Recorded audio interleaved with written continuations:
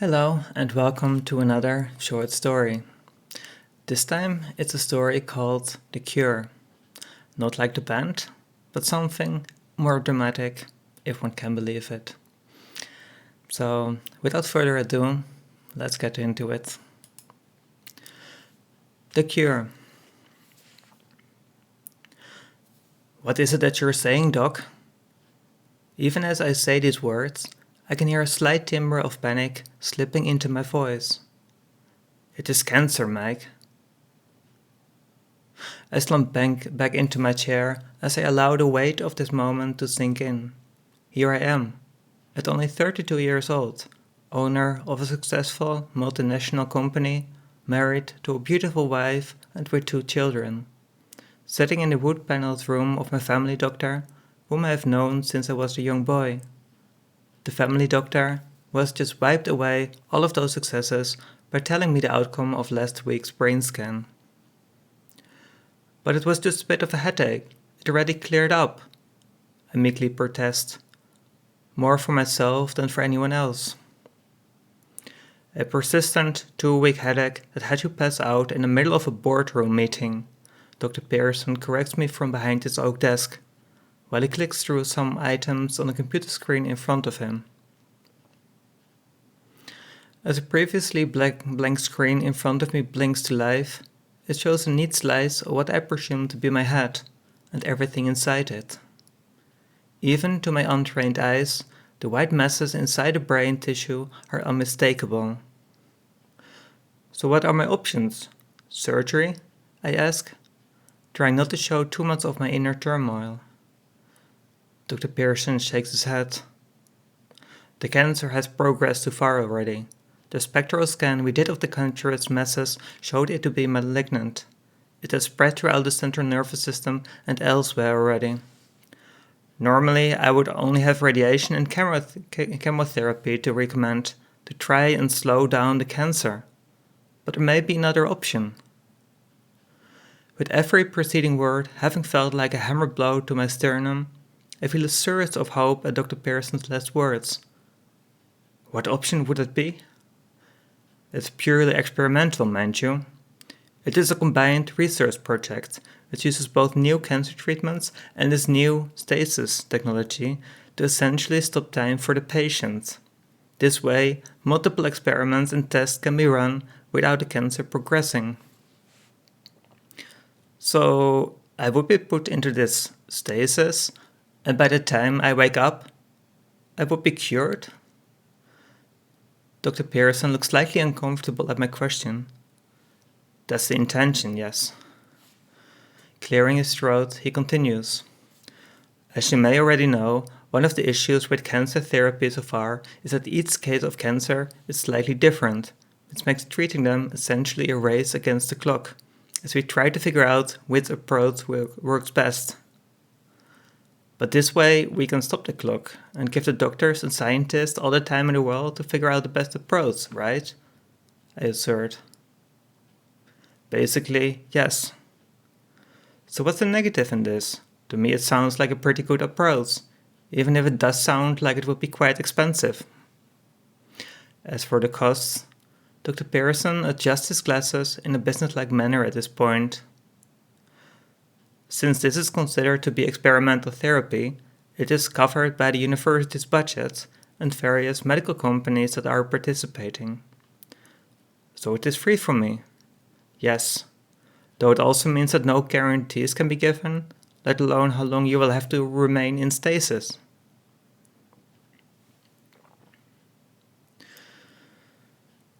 As I walk into the lobby of the university hospital a few days later, I find myself reflecting on the events of the past days, from the responses of my wife and our daughters, to the responses of my friends, acquaintances, family members, and business associates.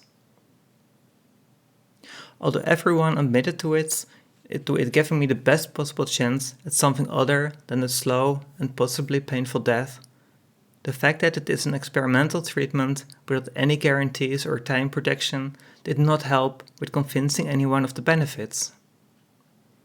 A friend of my wife told me bluntly, I think you should spend your last month with your family instead of chasing ghosts, Michael. The more I thought about it, the more I came to accept that trying this experimental treatment was the right course.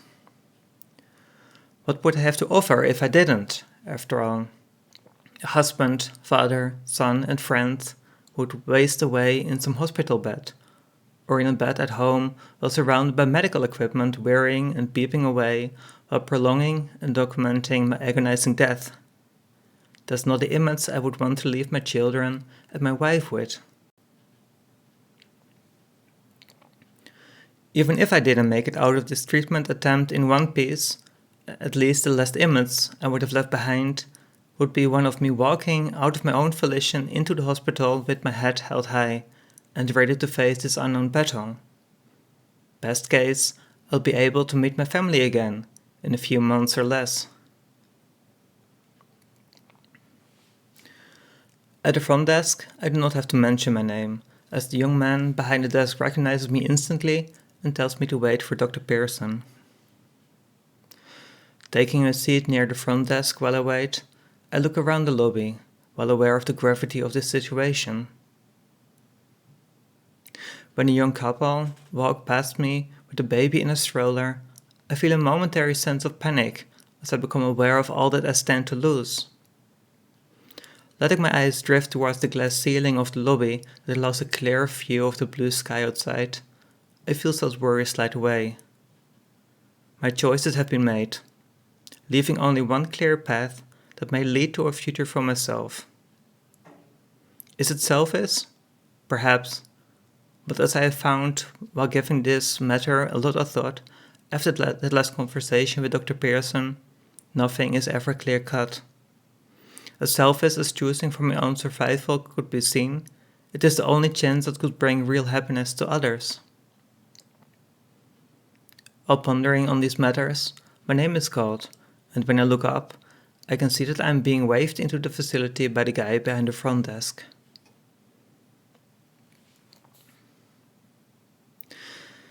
In some ways, a hospital visit is like a business meeting, I figure, as I roll down my sleeve after yet another examination and withdrawal of blood. Both sides are supposed to get something out of it, but you better stay sharp to be sure that you get what you really need. After having lost count of the examinations, scans, tests, and questionnaires that I've been subjected to for the past hours, I'm beginning to question whether just maybe I should have just stayed home with my family. In my mind, I can just picture what they must be going through now, not to mention the coming days and weeks. With a sudden pang of regret, I curse myself for not asking about how often my family would be informed about my status. Michael? I look up, and now Dr. Pearson is walking towards me, where I'm sitting on the side of an examination table. Hi Doc, how's it looking? I respond, trying to sound cheerful despite my sinking mood. I think we got all the information we need to run the first few batches of tests and predictions. I'll have to double check, but if you have no objections, we can probably get you into the stasis room soon. Splendid, I was just about ready for my afternoon nap, I jest.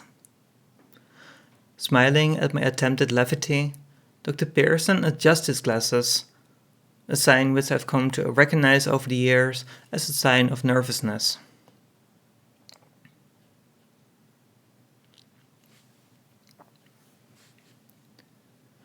It's almost amusing how in movies, scientific experiments involving stasis chambers and similar always look so very sci-fi, whereas in real life prototypes really just look like that.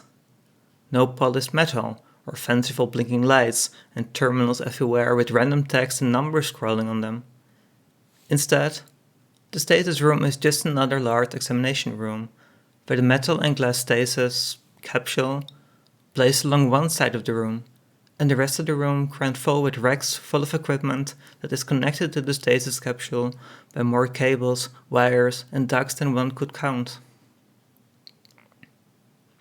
Before I'm allowed to slip into the stasis capsule, however, I have to put on a special skin-tight outfit. Full of sensors and convenient access holes, of course. As I awkwardly get into the capsule using the steps that are put in front of it, I feel strangely comforted that the inside of the capsule is padded and really comfortable to lie in.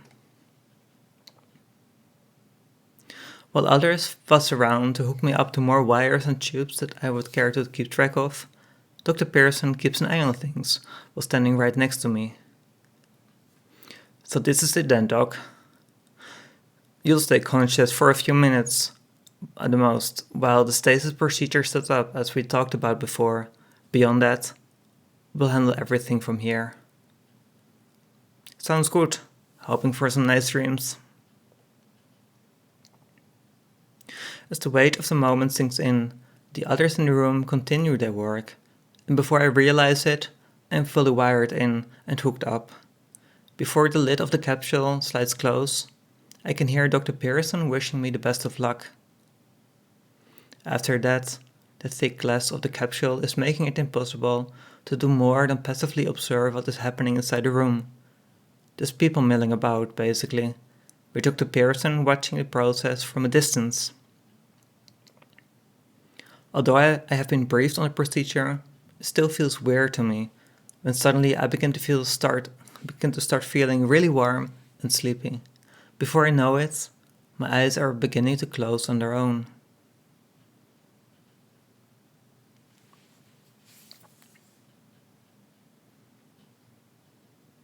It takes a while for me to become fully aware of the fact that I am awake again. As my brain scrambles to piece together what happened while I was unconscious, the memories come flooding back. Opening my eyes, I scan the scene through the glass of the capsule. The glass is clear, and I can see the room beyond it. Gone are the many people milling about. Instead, I can see just a few people. Blinking away the grogginess that is clouding my mind, I recognize one of them as Dr. Pearson. With a gentle sliding noise, the lid of the capsule opens, and various noises from the equipment in the room greet me. Dr. Pearson steps forward, along with another person, probably another doctor. "How are you feeling, Michael?" As I try to speak, I can feel my tongue sticking to the roof of my mouth. Working my mouth to loosen things up, I try again. "Groggy, but I think I slept okay. Does this mean that a big cure for my cancer has been found?" At this, Dr. Pearson and the doctor next to him briefly look at each other, before the latter nods at him. Clearing his throat, Dr. Pearson briefly fiddles with his glasses. "Sort of. We could run some tests and trials while you were in stasis, but for the next trial, we need you to be out of stasis." "So I'll be going back into stasis then," I say, while hearing the disappointment in my own voice. "Maybe, but we need to see what this trial does while your metabolism is active. With a few days, we should have all the information we need," Dr. Pearson tries to assure me. "I see. What day is it anyway? How long was he under?" About 2 months, Dr. Pearson says. 2 months? That's a pretty long nap." I make a gesture as if I want to get up. "I guess you want me to get out of this capsule now?" As Dr. Pearson, along with a few assistants, help me make my way out of the capsule again, I can feel my body adjusting to having an active metabolism again after 2 months of stasis. In many ways, it feels like I just had a long, dreamless sleep. With no breakdown of muscle tissue during stasis, at least I will be spared from having to use a wheelchair. Despite having been basically gone for 2 months, little has changed outside the hospital. I had left the company in capable hands, and my daughters are doing great in school. While looking forward to the summer vacation, I find myself hoping that I'll be there to enjoy the vacation with them. After being out of stasis for 3 days, I hear from Dr. Pearson that they would like me to go back into stasis while they process the data. Although the stasis procedure worked better than anyone could have hoped in slowing down the progression of the cancerous growth, during the days that I have been awake, the biomarkers have shown a worrying increase in the development of the growth. As I make my way back into the stasis capsule later today and try to make myself comfortable, the words from Dr. Pearson still ring in my head. If I stay out of stasis again for an extended period of time, it may be too late for any therapy or cure. This means that I will likely stay in stasis until they're quite confident that they can fix it right then and there. With a heavy heart, I observed the same procedure as 2 months ago when I was first put into stasis. As the now familiar heaviness weighs down upon my thoughts, I find myself wondering when the next time will be that they will wake me up.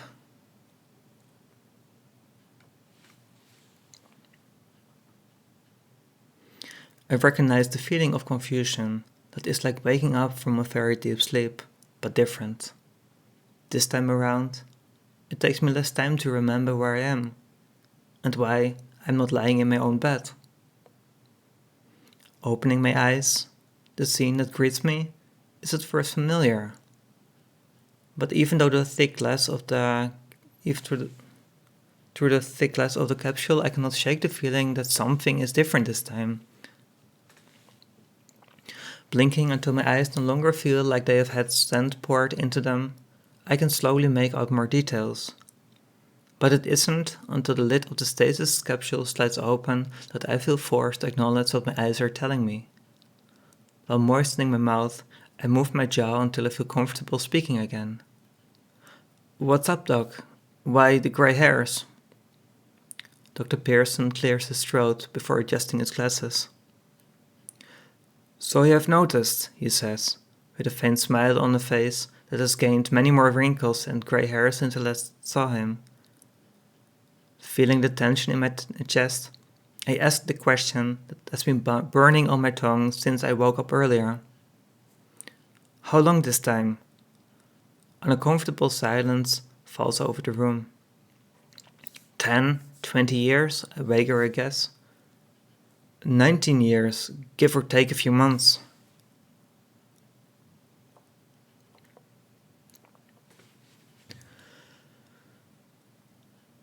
Has anyone ever wondered what it feels like to have fallen out of the river of time?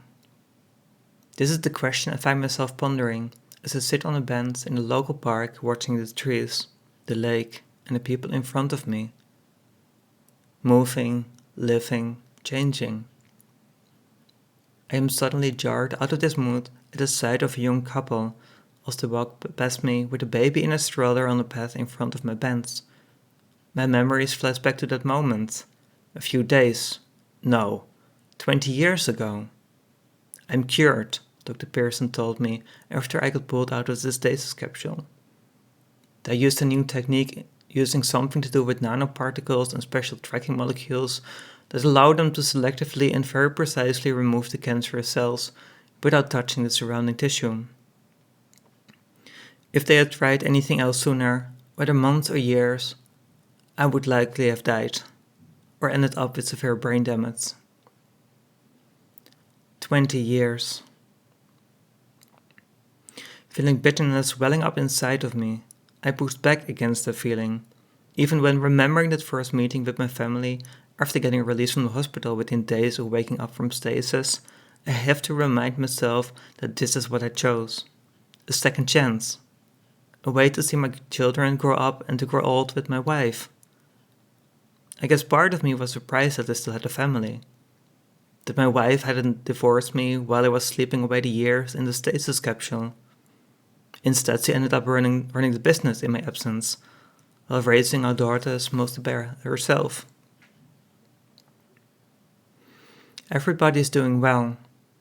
My wife, our daughters, Dr. Pearson too, even if he is getting on in years now. And me? My life was put literally on hold for 2 decades.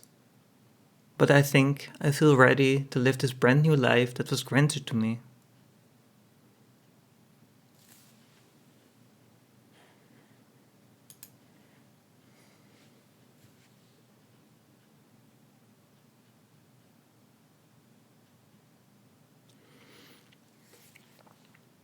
And that was the story.